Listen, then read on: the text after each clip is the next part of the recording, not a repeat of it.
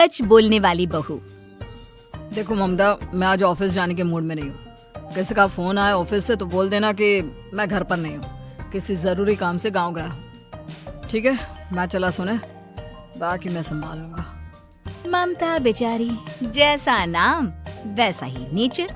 ना कभी झूठ बोला, ना फरेब, ना किसी से चालाकी की, ना किसी की पंचायत। सुन लेती है पति की बात और फिर कुछ देर बाद फोन आता है। हेलो, कौन? मैं सुनील का बॉस बोल रहा हूँ। दफ्तर में इतना काम पड़ा है, अभी तक ऑफिस नहीं आया। वो क्या कर रहा है? फोन दीजिए उसे। जी वो तो सो रहे हैं, कह रहे हैं कि आज गर्मी बहुत है तो घर के मजे लेंगे। बॉस को बीवी की बात पर गुस्सा आ जाता है। तो उसे बोल दीजिएगा कि अब घर में गर्मी के ही मजे ले, कोई जरूरत नहीं है यहाँ आने की। ये बोलकर बॉस फोन रख देता है। ममता सारी बात सुनील को बता देती है। न जाने किस बेवकूफ से पाला पड़ा है, समझ नहीं आता। तुम्हारे कारण मेरी नौकरी चली गई।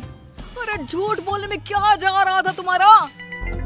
ममता को समझ में नहीं आ रहा था कि उसकी खता क्या थी। अरे जो है वही तो बोला। फिर एक रोज, बहू, अरे आ बहू, कहाँ है तेरा पति? इस महीने घर के खर्चे के पैसे भी नहीं भेजे। क्यों? माँ बाप की फिक्र खत्म हो गई है क्या उसे? पाए लागू माँ जी, वो ये बोल रहे थे कि माँ को क्या है, घर का राशन, खेत का पैसा, मवेशी का दूध, फिर भी न जाने क्यों मेरे सर पर भार देकर बैठी है। तभी सुनील ममता के मुंह पर हाथ रख देता है। क्यों रे कलमुँह है, हटा बहू के मुंह से हाथ। अरे क्या क्या बोलता है तू? वो तो इसकी झूठ बोलने की आदत नहीं है, इसलिए पता चल रहा है। देख मेरी सास कितनी शरीफ है। हाँ, तेरी माँ तो मोहल्ले की बदमाश है ना, और तेरी सास शरीफ है। बेटा ममता को देखता है और गुस्से से बोलता है। अब खड़ी खड़ी देख क्या रही हो? और भी कुछ कहना है क्या? माँ आई है ना, जाकर छाछ ले आ ठंडी वाली। ममता अंदर चली जाती है। माँ, इसके सच बोलने की आदत के कारण मेरी नौकरी जाते जाते रह गई। वो तो मैंने अगले दिन जाकर पैर पकड़ लिए मालिक के, नहीं तो। सब जानता है बहू की आदत नहीं है झूठ बोलने की, तो तू शांत क्यों नहीं रहता? क्यों उसे झूठ बोलने को बोलता है? फिर एक रोज, बहू, जा अपनी पड़ोसन के पास और उससे बोल कि वो लाल वाली साड़ी जो उसने नए साल की पार्टी में पहनी थी, तुझे वो चाहिए। ना माँ जी, मुझे नहीं चाहिए। वैसे भी कल जिस शादी में जाना है ना, वहाँ के लिए तो मेरे पास काली साड़ी है। सास सर पर हाथ रखकर, अरे बुद्धू, मुझे चाहिए साड़ी। वैसे भी तुम लोगों में तो साड़ी का लेन देन चलता है ना, तेरी भी तो उसने पहनी थी ना। हाँ माँ जी, वो क्या है ना, हम दोनों के कपड़े एक दूसरे को आ जाते हैं। मैं ले आती हूँ आपके लिए साड़ी। बहू पड़ोसन के पास जाती है। कैसी हो निर्मला, तेरी लाल साड़ी चाहिए थी। क्यों? तू तो बोल रही थी कि तेरे पास काली वाली साड़ी है, तू वही पहनेगी, फिर लाल का क्या करेगी? अरे मैं तो काली ही पहनूंगी, लेकिन मेरी सास ने देखी थी तेरी लाल साड़ी, वो नए साल की पार्टी में तूने पहनी थी ना, तो इसलिए वो मांग रही है। ये सुनकर पड़ोसन थोड़ा परेशान हो जाती है। देख ममता, तेरे लिए तो मैं एक बार को साड़ी दे भी देती, लेकिन तेरी सास के लिए नहीं। वो क्या है ना, तू तो जानती है कितनी गंदी आदत है तेरी सास की। खाया पिया सब कपड़े पर ही पोंछ देती है। मेरी लाल साड़ी बहुत महंगी वाली है, पता चले उस पर हल्दी तेल का निशान लगा हो। ममता घर आ जाती है खाली हाथ। ममता को देखकर, नहीं देना उसका लूटी ने साड़ी। अब आए तुझसे लेने तेरा सामान, अच्छे से बताती हूँ। माँ जी, वो क्या है ना, मुझे तो वो दे रही थी, लेकिन आपके नाम पर नहीं दी। अरे किसने बोला था मेरा नाम लेने को? बोल देती तुझे पहनना है, लेकिन ना, तू तो ठहरी सच की देवी। न जाने सास क्या सोचती है और हंसने लगती है। अरे माँ, क्या हो गया? क्या सोचकर हंस रही है? याद है जब बहू को देखने गए थे?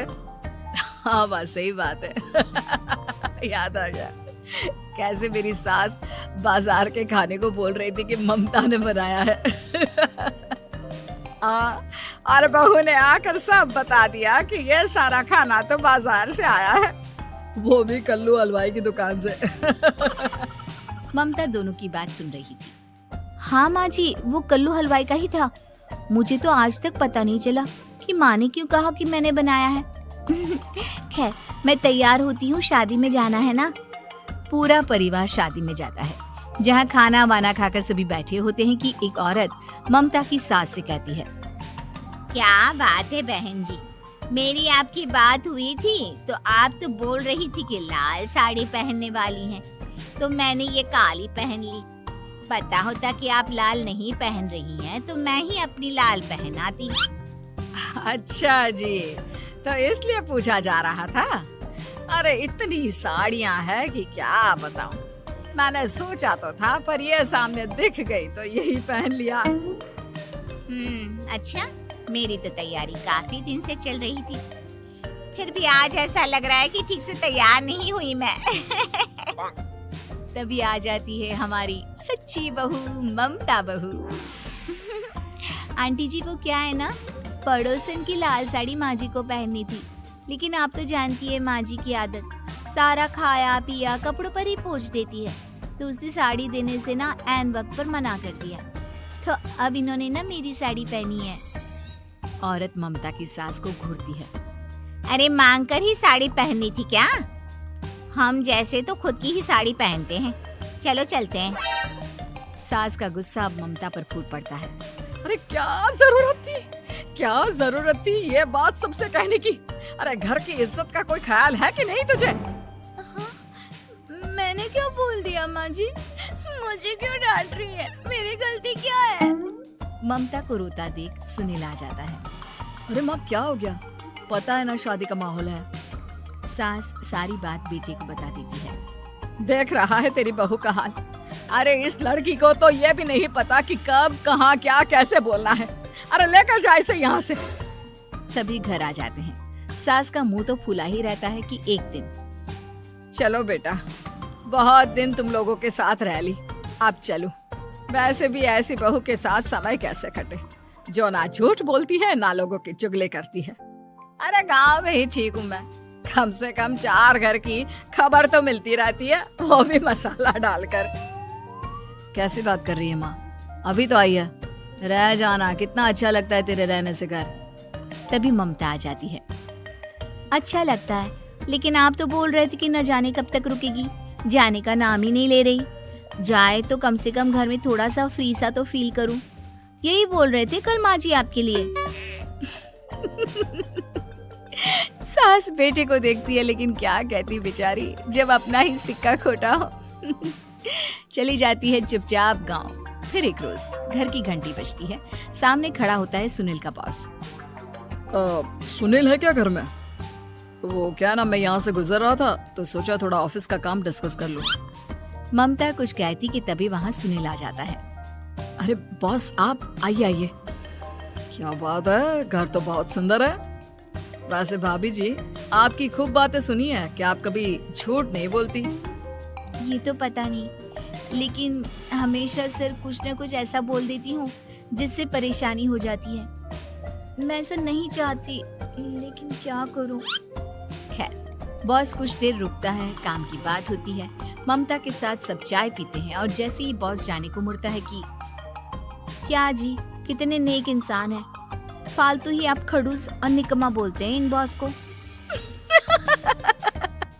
अब क्या, बॉस के कान तक खुद के लिए अनमोल वचन पड़ जाते हैं और फिर ओह, तो ये बात है। और क्या कहता है ये? अरे बॉस, आप भी किसकी बात पर विश्वास कर रहे हैं? अरे इससे तो ये भी नहीं पता कि आलू प्याज कहाँ रखा है। अरे ये क्या जाने क्या बोलना है क्या नहीं बोलना है। मतलब जो मुंह में आ रहा है बोले जा रहा है। भाभी जी आप बताइए। नहीं बॉस, लग रहा है कि कुछ गलत बोल गई मैं। वैसे ये सिर्फ इतना ही बोलते हैं कि आप में कोई टैलेंट है ही नहीं, आपकी नौकरी इन्हीं के कारण तो बची हुई है। अरे बस कर ले अम्मा, अब क्या करवा कर मानेगी, बड़ी मुश्किल से तो नौकरी बची थी मेरी। सही कहा, बची थी, लेकिन अब निकल गई। तेरे टैलेंट के भरोसे चल रही है ना मेरी नौकरी, अब देख तू। अच्छा, तो आप भी यही मानते हैं? वैसे ये बात तो है, सुनील काफी टैलेंटेड है। बॉस चला जाता है। सुनील सर पकड़कर बैठ जाता है। माना सच बोलना एक अच्छी आदत है, लेकिन ममता आज का समय ऐसा नहीं है। तुझे थोड़ा सा समाज को देखकर खुद को बदलना होगा, समझी? जी मुझे तो पता ही नहीं चलता कि मैं क्या गलत कर रही हूँ। यकीन मानिए मैं जानबूझकर नहीं करती। सुनील सोच लेता है कि वो किसी न किसी तरह अपनी बीवी के इस भोलेपन का इलाज करके रहेगा, लेकिन सवाल ये कि कैसे का जवाब अब मिल जाता है। और फिर एक रोज ममता की माँ आती है। ममता, तुझे तो पता है तेरे पापा का काम ठीक नहीं चल रहा है, कुछ पैसों की जरूरत थी, तेरे पास हो तो मदद कर दे बेटा। ममता माँ को घर खर्चे से बचाए पैसे दे देती है। पैसे देने के बाद सुनील आ जाता है। अरे सासू माँ, आज यहाँ कैसे आना हुआ? नहीं बेटा, वो ममता की याद आ रही थी ना तो आ गई। वो क्या है ना, पता है पापा का काम ठीक नहीं चल रहा है, तो माँ कुछ पैसे लेने आई थी। क्यों?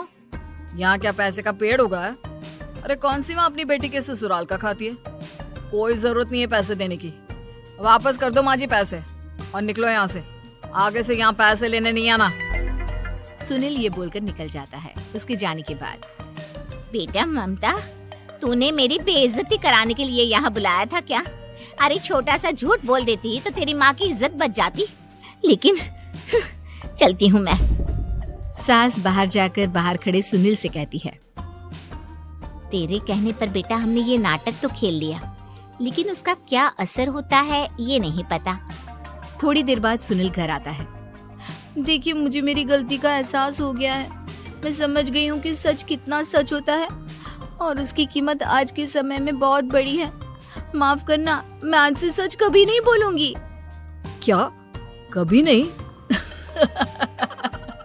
फिर क्या, दोनों मियाँ बीवी खुश रहने लगते हैं, क्योंकि बीवी को थोड़े से झूठ की आदत हो जाती है।